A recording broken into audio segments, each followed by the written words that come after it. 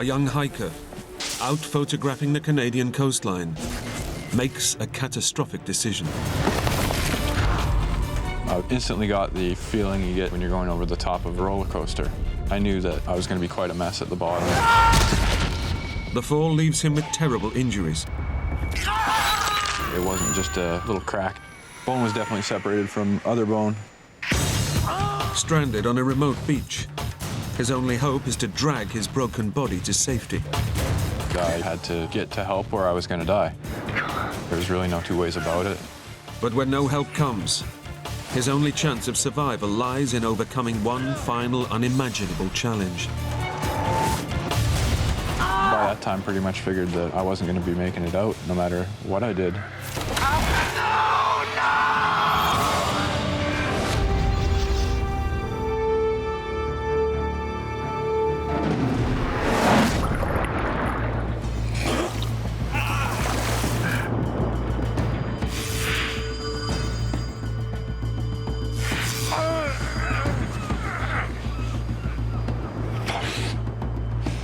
Give me a break.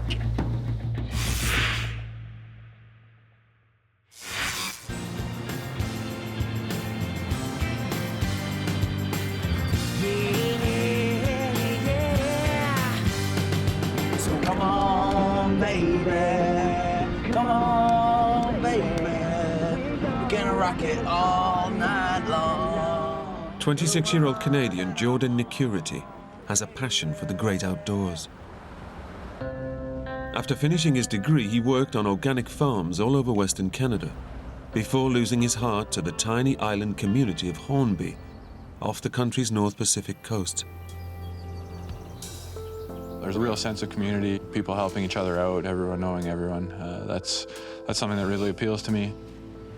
Hornby has one small settlement and only a scattering of residents. There's a lot of great people there, and there's not too many people there, so those are two things that I sort of value.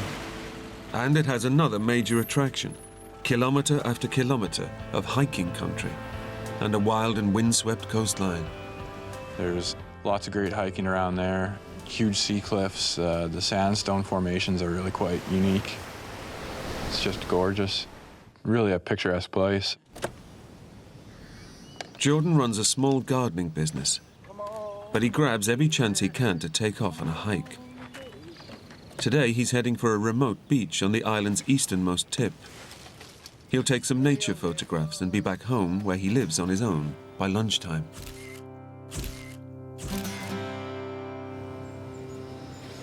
It was sunny, but it was still, the end of October, so I threw in an extra big wool sweater, made myself some tea, I threw it in my backpack.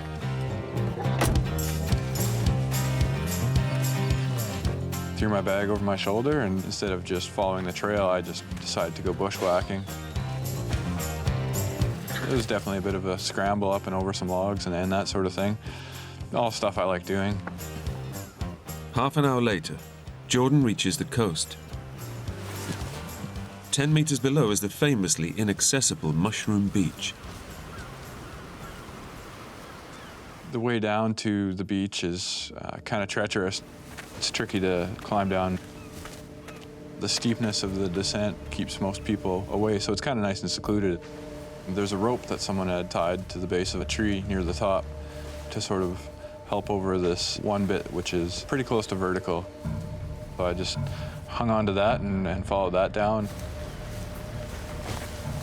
It's a tricky climb, even with the aid of the rope.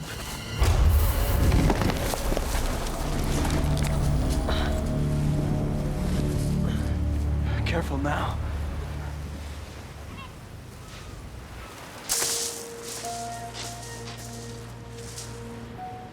Jordan knows the only way off Mushroom Beach is to climb back up the cliff. But that's a problem for later. Hornby's vacation season ended weeks ago, so he has the place all to himself. The only sign of life on the beach is a makeshift wooden shelter. It was sort of a neat thing to look at. I took quite a few pictures of it.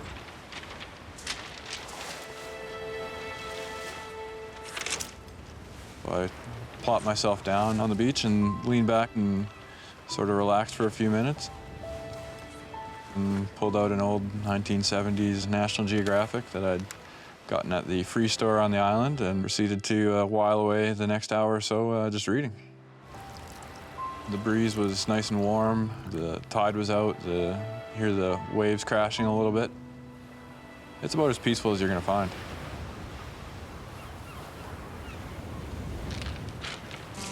After his break, Jordan sets off to look for images that inspire him.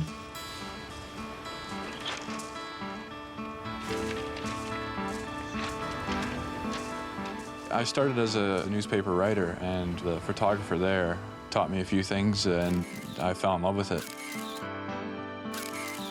There's lots of unique stuff on Hornby to keep the rolls going through the camera pretty easily. Jordan heads north in search of the sandstone rock formations the beach is famous for.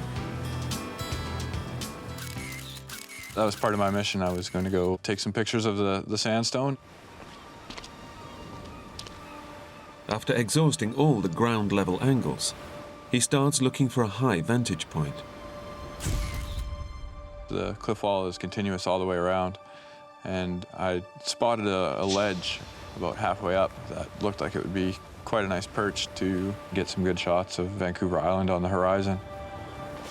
I decided to leave my camera up and see if I could make my way up it, and then if it looked like it was a decent spot, then I'd lug my bag up. It was quite a big camera bag. I had all my gear in it.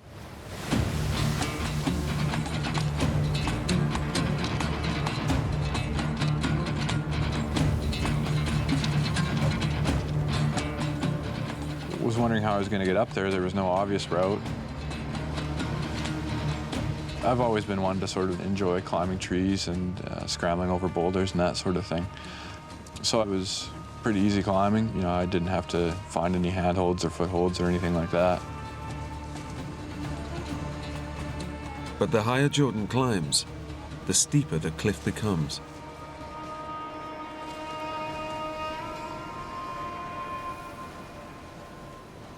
I made my way up quite a treacherous little section. The cliff right there, it's pretty much vertical. He then hits another problem. To get to the ledge, Jordan has to clamber around a bulge in the rock face. Jordan thinks about giving up the climb. He knows a slip from this height could prove fatal.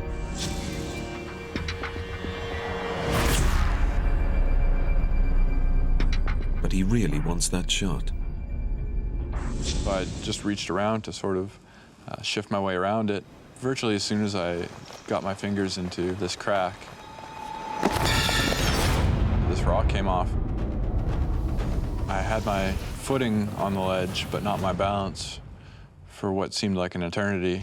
I watched this rock go down. There was a good 1 Mississippi, 2 Mississippi before it hit. I looked at it and I thought, oh, that's me next.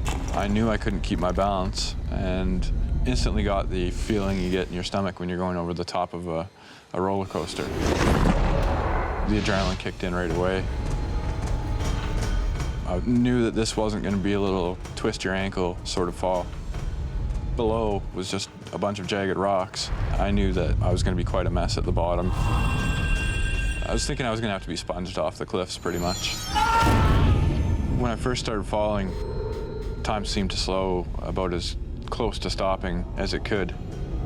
That was sort of the most surreal part of the fall, but it didn't take long for gravity to speed it back up again. Then suddenly I was on the bottom.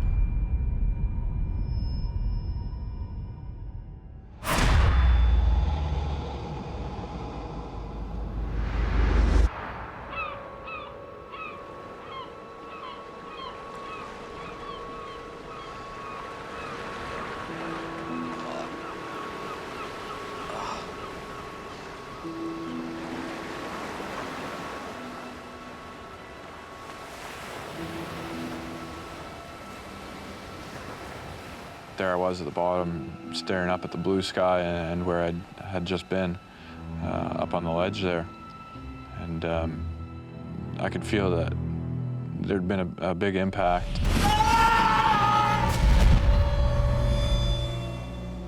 My head was definitely swimming. It just hurt. But I was surprised I wasn't dead. That was my first thought. I was more happy than scared at that point, just because I realized the fall was over and I still had my brains in my head. It's a miracle he's alive. But Jordan can't believe he's escaped serious injury. I knew I couldn't have gotten away from a fall of that height scot-free. The first thing I did was check my head. I figured I must have given it a pretty good whack. Nothing felt broken, and everything else was looking pretty good. So I was sort of enjoying these small victories. He remains cautious. My next fear was that I'd broken my back somewhere and wouldn't be able to move my legs. Paralysis is his worst nightmare. It took me about 5 minutes of laying there to get the courage up to try and wiggle my toes.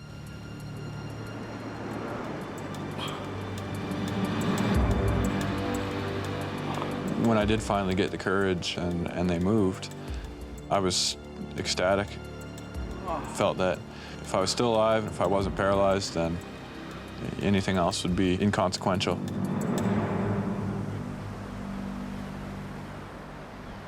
My next mission, I suppose, was to see sort of what shape I was in beyond those two basics of still being alive and still being able to move my legs.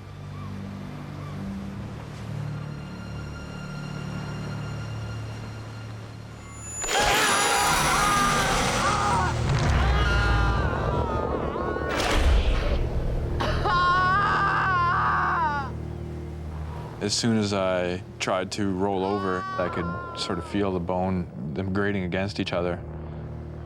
I immediately knew that something was, very, very broken. I heard, I don't know if heard is the right word, you sort of feel it more, a crunch.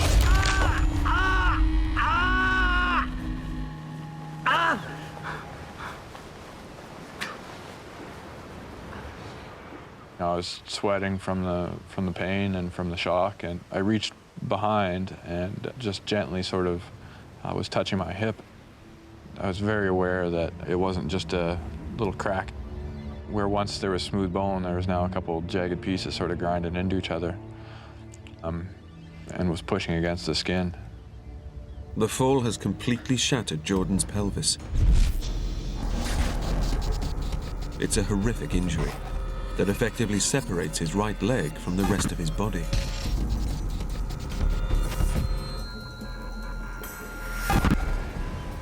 Standing is out of the question. He tries to turn onto his stomach so he can at least crawl.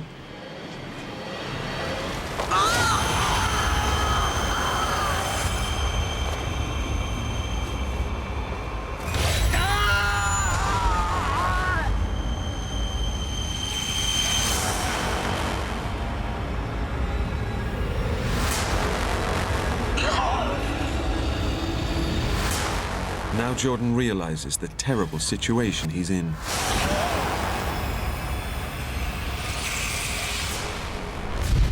He's left his mobile phone in his van. He lives on his own, so no one will be looking for him. And Mushroom Beach gets almost no visitors this late in the season. Jordan is completely on his own.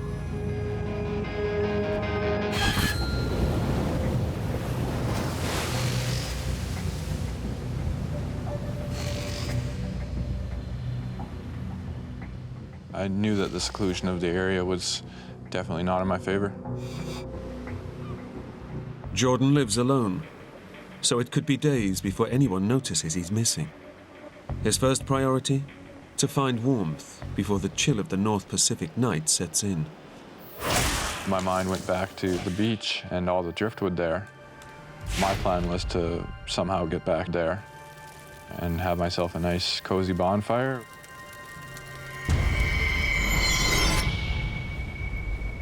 Jordan breaks down his survival plan into single, manageable tasks.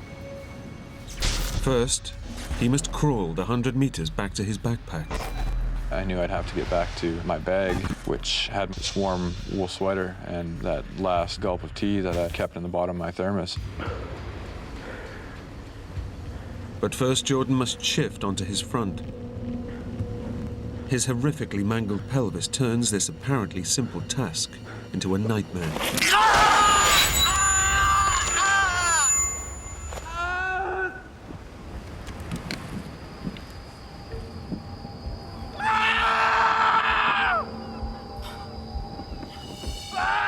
It's a pitifully small victory, with a terrible cost in agony. And it's only a start. I started to pull myself forward with my arms.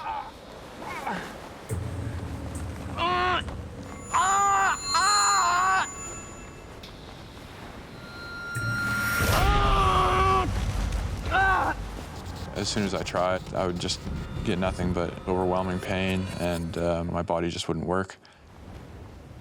The 100 meters feels more like 100 kilometers. Every movement grinds the edges of Jordan's broken bones together and tears at flesh, muscle, and nerves.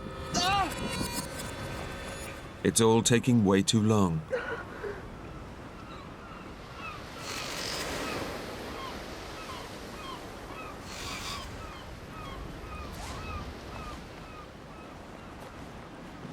I remember watching old movies where people would be in some sort of discomfort and either biting on a bullet or biting on a strap, you know.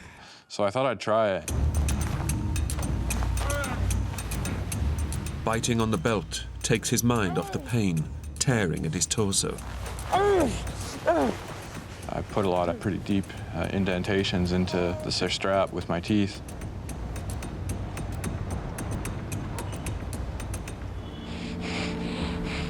But the terrain constantly throws up obstacles that block his path. There's boulders the size of cars, there's boulders the size of lazy boy recliners, there's boulders the size of one-bedroom apartments all around this area.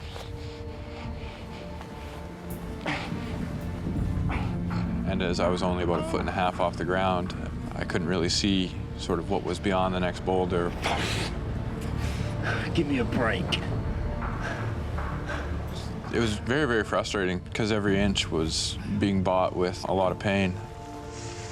It just became a landscape conspiring to keep me from possibly living.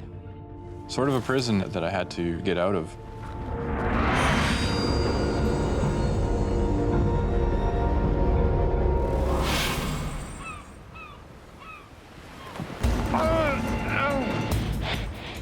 Although Jordan makes steady, if painful, progress, the terrain just gets tougher.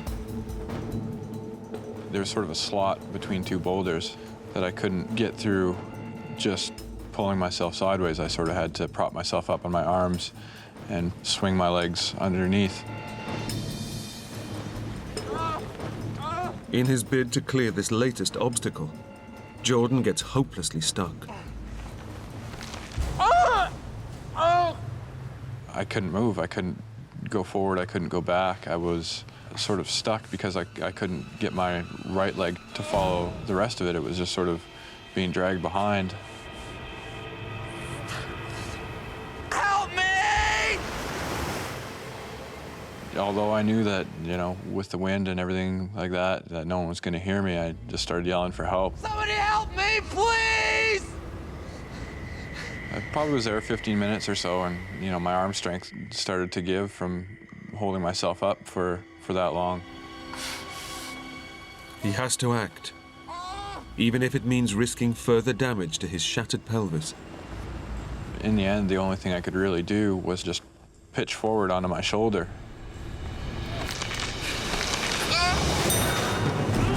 And try and shelter my right side as much as possible with my left, but the leg bone's connected to the hip bone. So when I did that, that was excruciating.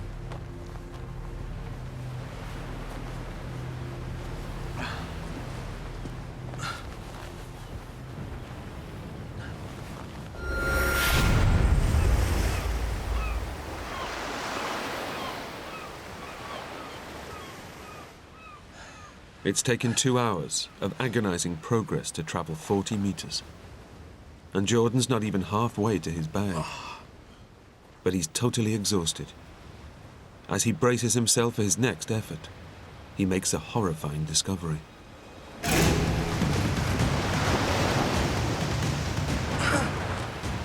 He didn't notice the tide coming in. Now it's just a few meters away. I knew I was below the high tide mark, and if I couldn't make it above the high tide mark, I wouldn't have lasted 5 minutes.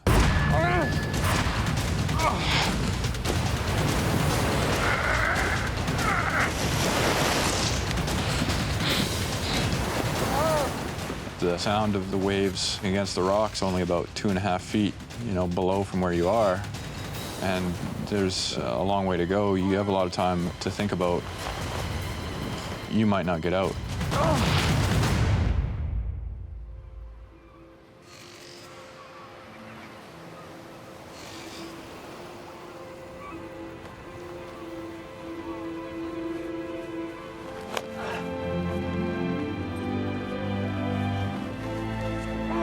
Jordan makes it to higher ground, and his bag. By the time I made it back to my bag, it was dark. It took me 4 hours to get the roughly 100 yards, 75 yards back to my bag. It's taken 4 hours to travel a distance that took less than a minute before his fall. His reward is a mouthful of hot tea and a thick wool sweater to help him get through the coming night.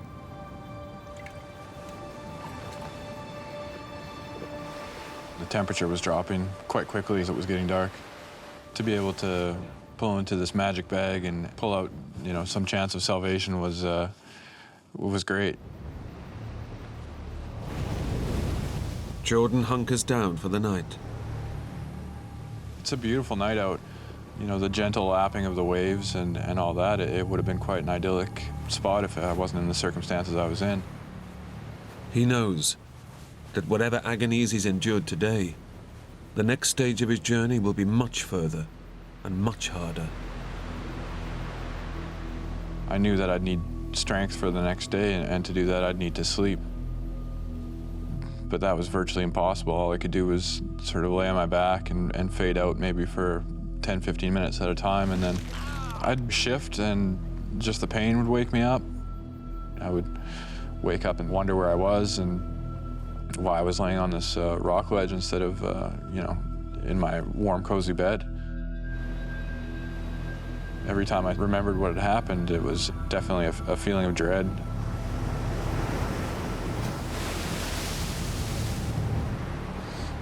Bitterly cold and in pain, his sleep is broken by terrifying flashbacks of his fall. Every time that I would just about fall asleep, it was me falling off the cliff again.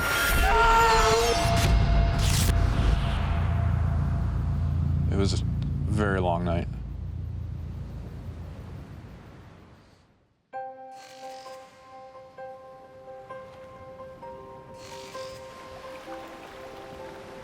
I was quite happy when the sky started to lighten, because that meant I could stop killing time there and start moving again.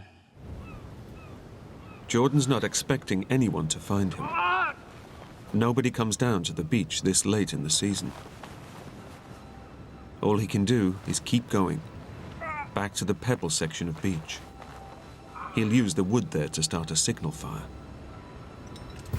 But it's nearly 400 meters away, 4 times as far as he traveled the day before.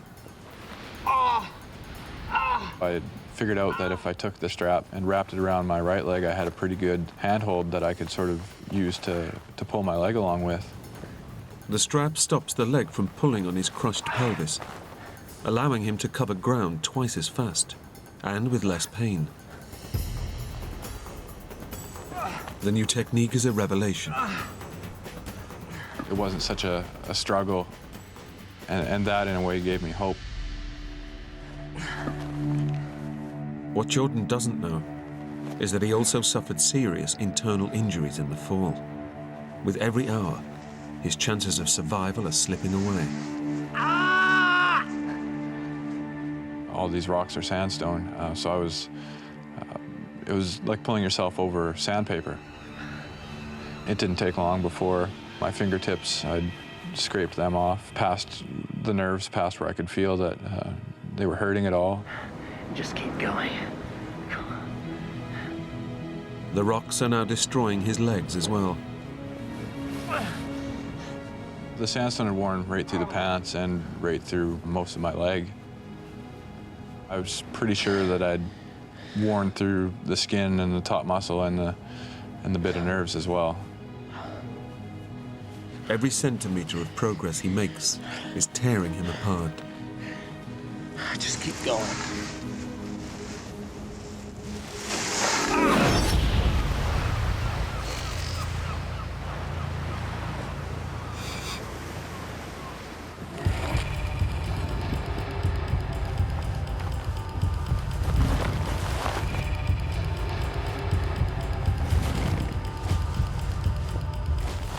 Unable to escape the mid-afternoon sun, Jordan is becoming severely dehydrated. The dregs of tea in his thermos are long gone. Tormented by thirst, he's surrounded by water he can't drink. These shallow pools had formed in the sandstone. I knew most of it was salt water, but I was so thirsty. I was hoping that the salt content would be low enough that it wouldn't hurt me.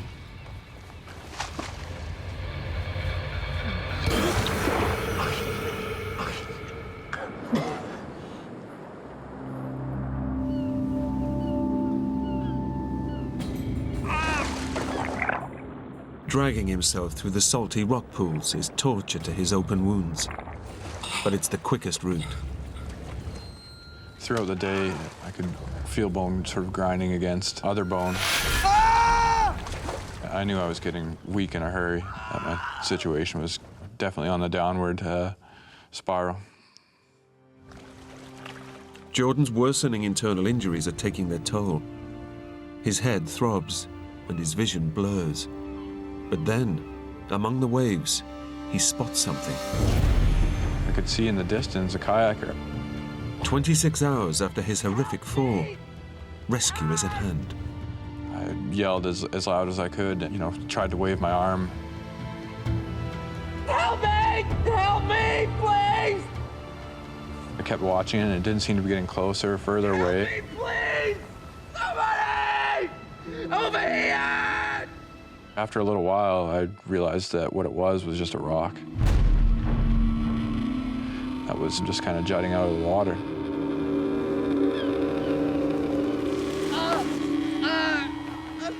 Jordan is losing the battle between his body and his mind. No, no! And there's worse to come. He's only halfway back to the beach when the weather suddenly turns.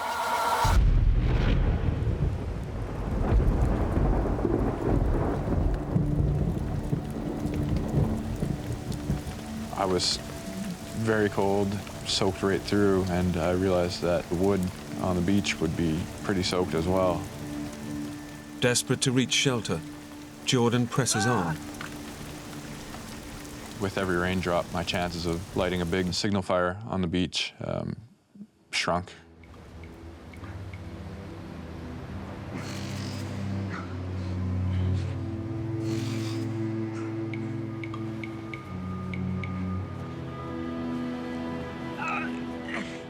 Hour by hour, fingertip by fingertip.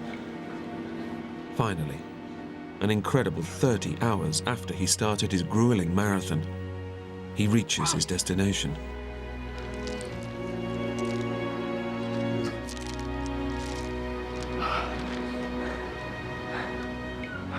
It's too wet to start a fire, but at least the wooden shelter he photographed yesterday offers some protection from the elements.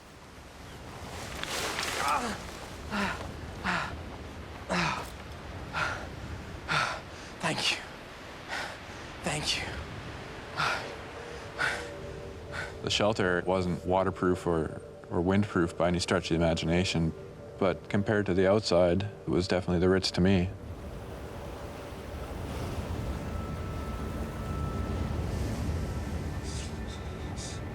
There was no way for me to get dry. I just kept on my wet clothes and tried to keep to as small a ball as I could to sort of try and conserve my body heat. I knew that the possibility of meeting my end from exposure was becoming very real. Jordan discovers that drinking water from the tidal pools was a mistake.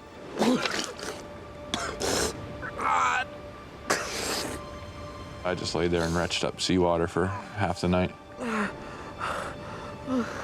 was just feeling so awful. That was probably the longest night of my life.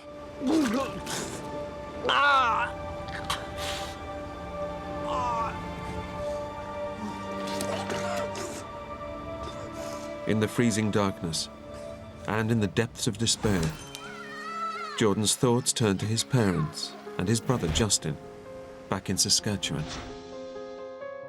I was thinking about my family, but not so much about me seeing them again. I was thinking about how crushed and how sad I would be if the situation was reversed. How frantic and how, devastated I'd be if something like this happened to my little brother, Justin. We're pretty close. If I was sitting at home cozy and he didn't make it out. His family are used to hearing nothing from him for days on end. By the time they discover he's missing, he could be dead.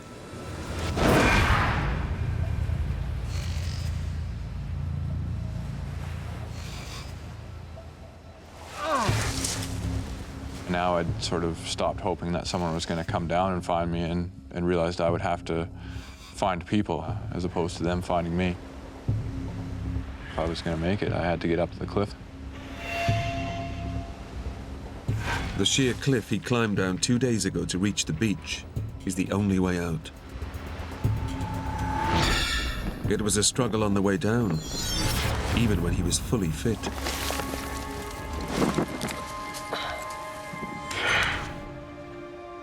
Climbing up the cliff without the use of his legs is surely an impossible task.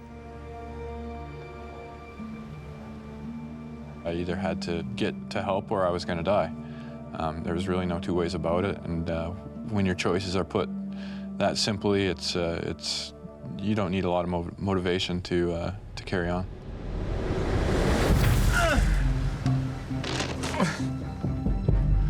You can do it.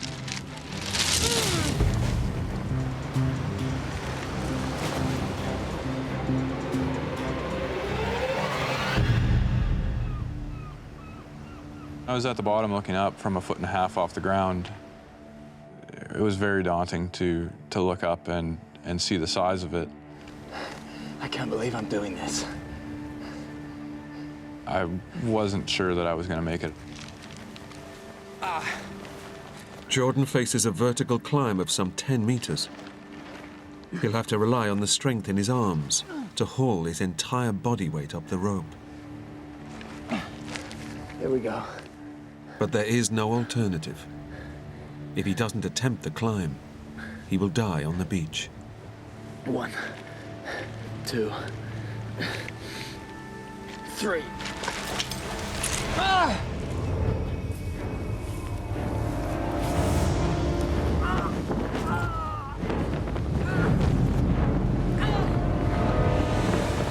My hands were more hamburger than hands, and just with my strength, my injuries, the odds were definitely stacked. Using my hands as much as possible to brace myself. I was being so painstaking in choosing which rocks I would use for a handhold, knowing that if I made the wrong choice, that would be the end of me. Jordan knows he can't survive another fall. His crushed pelvis means his legs are useless. All he can do is trust the strength in his arms and pray that the rope holds. He's nearly at the top when the unthinkable happens. rope came undone from the tree that it was attached to, and I was very lucky not to tumble back down when that gave way. Luckily, it gave me half a second to reach over and grab the nearest rock and somehow keep from falling. Jordan realizes with horror that his arm muscles are about to give out. My arms were just dead logs, and my grip was becoming weaker and weaker, and it was becoming apparent that something, one way or another, was going to happen pretty soon. It was the scariest point of the whole thing. Jordan calls on the last drop of strength in his failing muscles.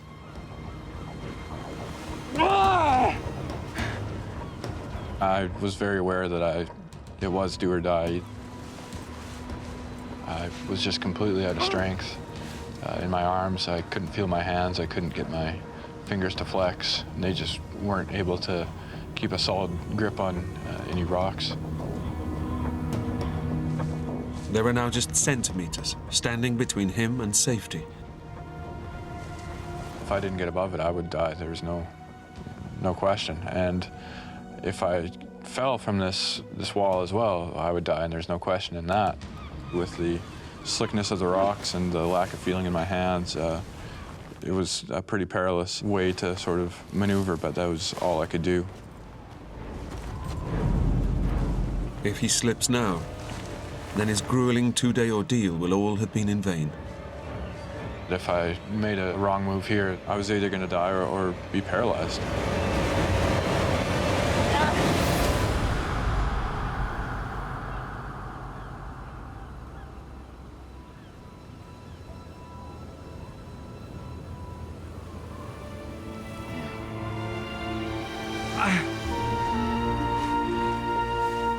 He's made it. When I found myself down top after I'd flopped myself over the top of the vertical bit, I really felt that I'd gotten past the worst of it. But it's come at a terrible price. I had cuts everywhere, as broken up as I was, so near complete exhaustion that I couldn't move a muscle for probably 10 minutes. But I'd felt like I'd just climbed Everest.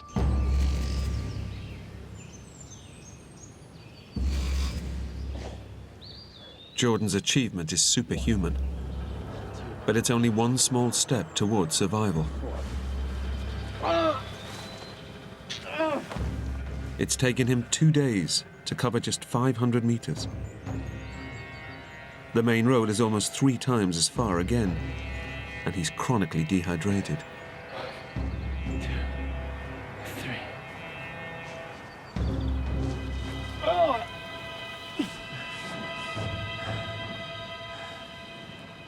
I was still in the same predicament I was in when I was at the bottom of the cliff. Very badly injured, and although physically closer to getting help, there's no sign of it anywhere.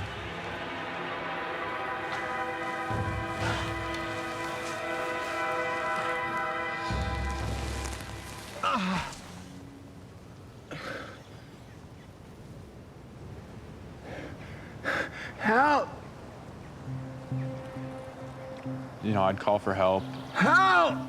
There was no sign of anyone. Help me! Jordan is hoping that if he can reach one of the forest trails, he might encounter a hiker. The weather was still not exactly what you'd call ideal hiking weather, so I didn't really expect anyone to be out tramping around at that time.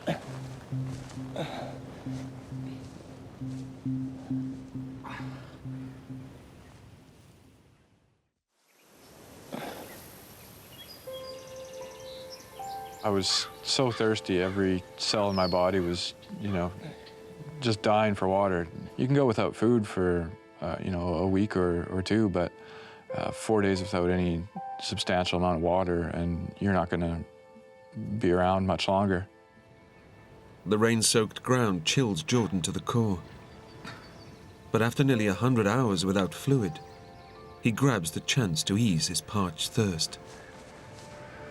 I was just so thirsty. I'd see a particularly tasty-looking droplet on the edge of a blade of the grass. So I was basically just crawling around, licking the grass for the water.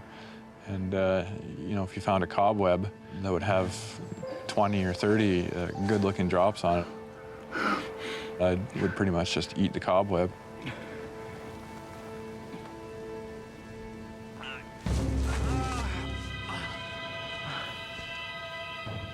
The toll from the climb up was pretty apparent, but I knew I had to keep going.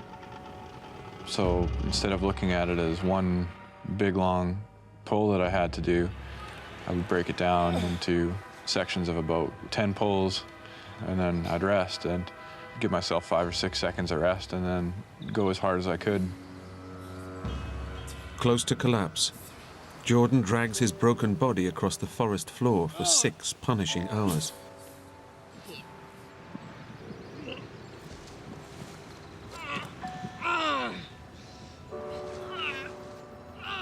As the light starts to fade once again, Jordan claws his way to a picnic table. In spite of his agonizing injuries, Jordan has somehow dragged his shattered body on an epic journey of nearly 2 kilometers and up a sheer cliff. But now he's exhausted all his physical and mental reserves.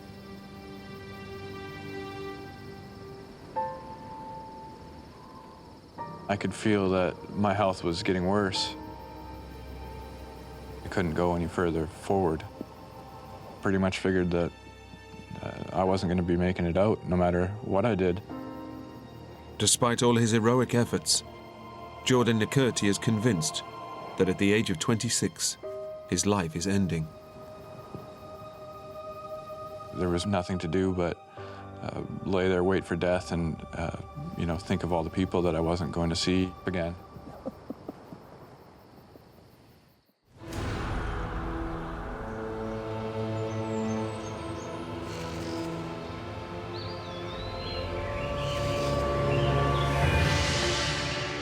By some miracle, Jordan survives the night. As dawn breaks, he draws on his final ounce of strength and determination.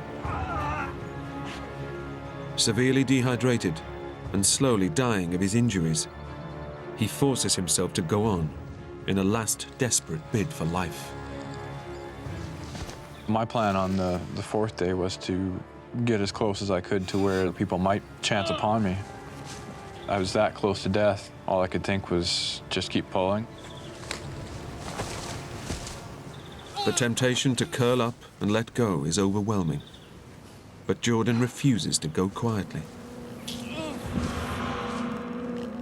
It probably took me around 2 hours to get about 20 yards. So I was only maybe going 5-6 feet at a time and then passing out for 10 or 15 minutes.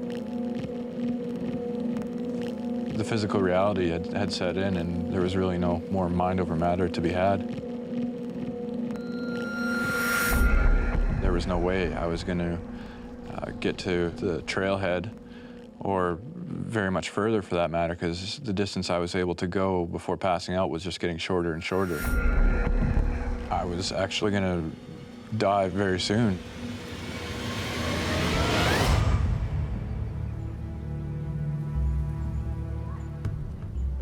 Then he hears voices. He thinks the sound is hikers on a nearby trail. Help me, please. It was my first real chance of rescue. Please help me. I yelled as loud as I could to attract their attention. Help. Help. But Jordan's yells emerge as barely a whisper. Help me, please. The voices melt away into the trees. It just seemed like it was just the cruelest joke. I was thinking that was my chance. That was it. The despair I felt at getting so close to being rescued, I've never felt that much bleakness in my life.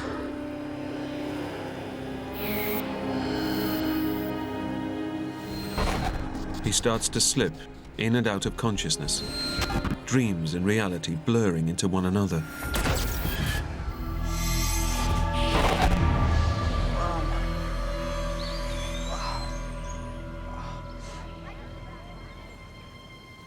The sounds of voices return, just meters away. Help me, please. So I started yelling again, Help. Help me, and just please. yelled and yelled at them. This time, Jordan can actually see hikers through the trees. But they're getting further away. Every step they were taking my survival with them. Please help me. The last two people in the group were probably about 2 steps away from being out of sight behind these trees. And there was a lady in an orange rain jacket, and I could see her stop and sort of cock her head, and she obviously had heard something. She started looking around and took a few steps back in my direction and finally saw me.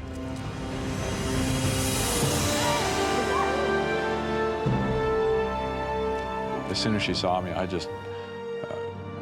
can't even describe how relieved I was.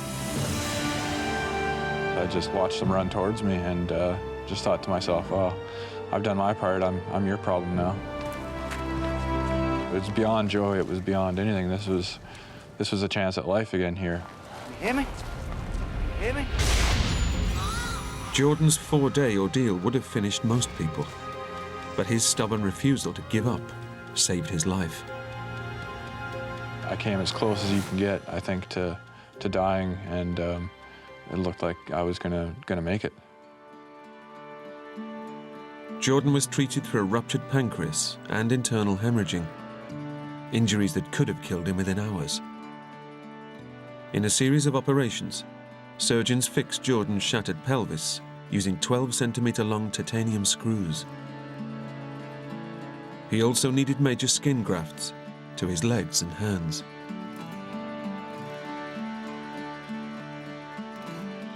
Jordan recovered fully and enjoys life at home with his family. He lives every day as though it's his last. The only guarantee that we're given is that we will die. We can't pick when or how. The only thing we can affect is what we do with the time that we're given. I see my life now as something that is not to be squandered, even in the smallest amount.